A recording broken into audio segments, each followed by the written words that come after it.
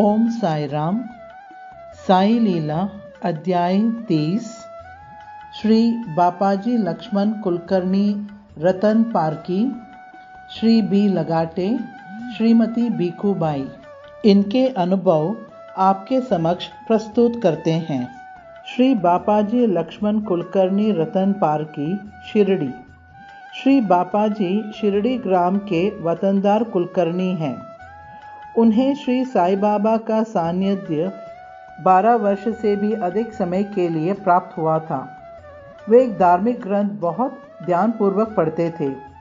वे उत्कृष्ट कीर्तन करते थे। वे कहते हैं कि बाबा के दोनों कान छिदे थे और उनमें बड़े बड़े छेद थे। साई बाबा पुनर्जन्म पर विश्वास रखते थे। कुछ भक्तों से बातें करते हुए उन्होंने कहा था कि तुम्हारा मेरा अनेक जन्मों का संबंध है। ये पुनर्जन्म ईसाई और मुसलमानों को मान्य नहीं है। श्री साई बाबा जब चावड़ी में रहते थे तब उस जगह शेजारती होती थी। सभी भक्त श्री ज्ञानेश्वर और तुकाराम महाराज की आरतियां गाते थे। उस समय बाबा नमस्कार करते थे। यह बात शेजारती में उपस्थित भक्त कहते हैं। श्री बापाजी के पिता बड़े ही कर्मठ ब्राह्मण थे। बाबा के लिए उनके दिल में जरा भी श्रद्धा नहीं थी। उल्टा वे उनका कठोर विरोध करते थे। एक बार उन्हें शारीरिक व्याधि के कारण पीड़ा होने लगी। सभी उपाय किए गए लेकिन सब व्यर्थ सिद्ध हुए। ऐसी स्थिति में वे द्वारकामयी गए और वहां बाबा के शरण ग्रहण की। बाबा ने उन पर कृपा की और तत्काल उन्हें व्याधि मुक्त कर दी। इस क्षण के बाद वे बाबा के एकनिष्ठ भक्त बन गए। श्री बापाजी बचपन में एक बार भयंकर बीमारी के शिकार हो गए। वे अपने माँ बाप के इकलौते पुत्र थे। कैलाशवासी लक्ष्मण राव, उनके पिता, नियमित रूप से बाबा के पास जाकर उनके हाथों से उदी लेकर आते थे और बीमार बेटे को लगाते थे।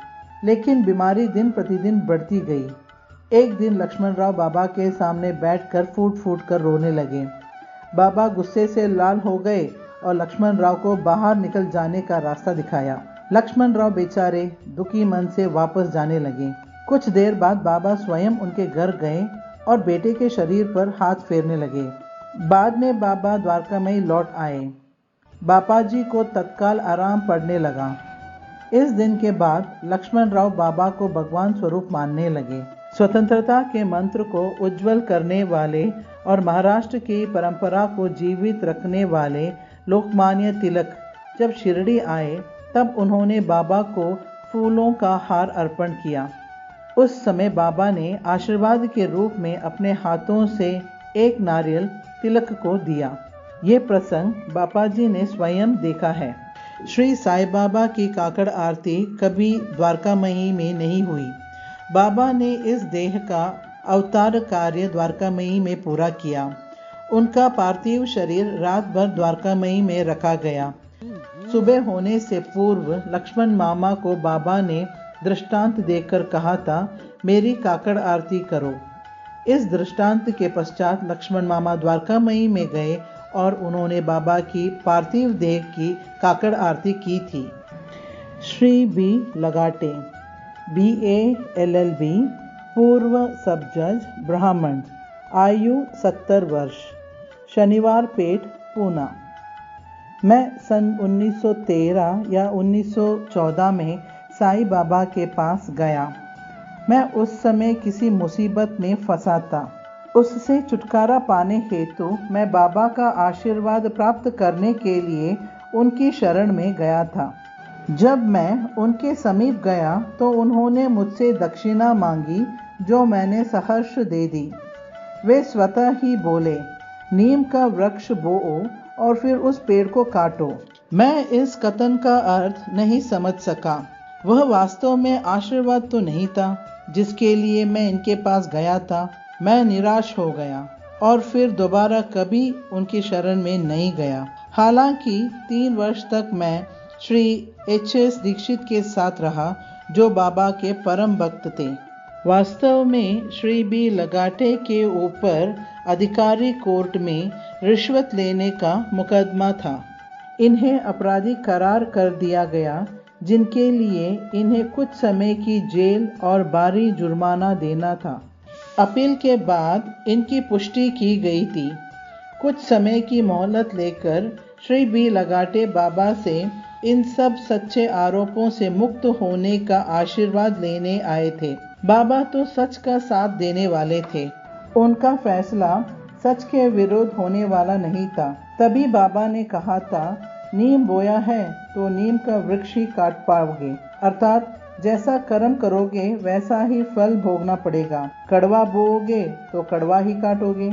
इसीलिए व्यक्ति के लिए अच्छा है कि जीवन में किए गलत कर्मों का दंड भोग लें, अपने कर्मों के ऋण को चुका लें। उसे चाहिए कि पूर्व में की गई गलतियों से सबक सीखकर उनको फिर से ना दोहराएं और आगे आने वाले जीवन में सत्कर्म करके पुण्य का भागीदार बने। श्रीमती भिखूबाई, बयाजी पाटिल कोते की पत्नी, जाति से मराठी, आयु 42 वर्ष, शिरडी निवासी। मेरा मायका अहमदनगर है।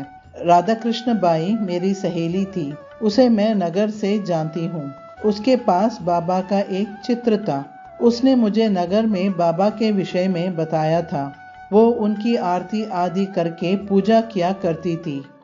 वो मुझे कहती थी कि उसकी इच्छा बाबा के पास जाने की है। उसके दादाजी वहाँ पर वकालत किया करते थे। उनका नाम बाबा साहेब गणेश था। राधा कृष्ण माई उनके साथ ही रहती थी। मेरा विवाह संगमनेर में हुआ था। पति के मृत्यु के बाद मैं 14 वर्ष की उम्र में शिरडी आ गई थी। राधा कृष्ण माई मेरी सहेली सन 1908 से साईं बाबा की सेवा कर रही थी। वांजार गांव के गंगागिर बाबा वाड़े के समीप इमली के पेड़ के नीचे भव्य नाम सप्ताह का आयोजन कर रहे थे। प्रतिदिन वहां भक्तों की भीड़ जमा होती थी। कई तीर्थयात्रियों के झुंड भी वहां आते थे। तीर्थयात्रियों का एक समूह संगमनेर से भी वहां गया। वापस जाते समय राधा कृष्ण माई ने मेरे लिए बाबा का एक चित्र, ढेर सारी बर्फी का प्रसाद और शिरडी आने का निमंत्रण एवं वहीं आकर रुकने का प्रस्ताव भेजा। मैंने निमंत्रण स्वीकार कर लिया और बिना आभूषणों और जायदादों के यहाँ आ गई। फिर मैं शिरडी आकर बाबा से मिली। उन्होंने मुझे राधा कृष्ण माई के साथ रहने और सेवा में व्यस्त रहने का आदेश दिया। सन 1916 के अंत में, यानी 1-2 महीने बाद, राधा कृष्ण माई का देहांत हो गया। उस समय मैं नगर में विधवा को मिलने वाली पेंशन लेने गई हुई थी। मेरे पति का देहांत युद्ध के दौरान हुआ था, इसीलिए मुझे 6 रुपये पेंशन में मिलते थे। ये पेंशन मुझे आज ही मिल रही है। वापस जाते समय कोपरगांव में गोदावरी के तट के समीप मुझे राधा कृष्ण माई के देहांत का समाचार मिला। उनका अंतिम संस्कार गोदावरी के तट पर किया गया था। मेरा मन बहुत दुखी था। मैं बाबा के लिए एक हार लेकर आई थी। जब मैं उस हार को बाबा के पास लेकर गई और उन्हें अर्पण करने लगी, तब बाबा बोले, दुखी मन वाला, ये हार मुझे नहीं चाहिए। उन्होंने उस हार को ग्रहण नहीं किया। हरि सीताराम दीक्षित ने बाबा से हार को लेने के लिए प्रार्थना की और कहा कि भिखूबाई इस हार को बड़ी मुश्किल से अहमदनगर से लाई है। फिर मैं हार को दोनों हाथों में उठाकर बाबा के समीप गई। तभी वो हार अचानक 3 भागों में टूट गया। 2 हिस्से मेरे दोनों हाथों में रह गए और एक हिस्सा जमीन पर गिर गया। ऐसा कैसे हुआ इसका पता मैं नहीं लगा पाई। बाबा तो पहले ही कह रहे थे, मुझे ये नहीं चाहिए। इस हार के अलावा मैं अपने साथ एक तरबूज और दूध की मिठाई भी लाई थी। मैंने पेड़े और फल को काटकर बाबा के समक्ष रखा। बाबा ने सब उठाकर भक्तों में बांट दिया। मैंने तरबूजे के एक टुकड़े का छिलका काटकर बाबा को खाने के लिए दिया। दीक्षित ने भी उन्हें खाने के लिए प्रार्थना की। तब बाबा बोले, ये माई गोदावरी के तट पर दुखी होकर आंसू बहा रही थी।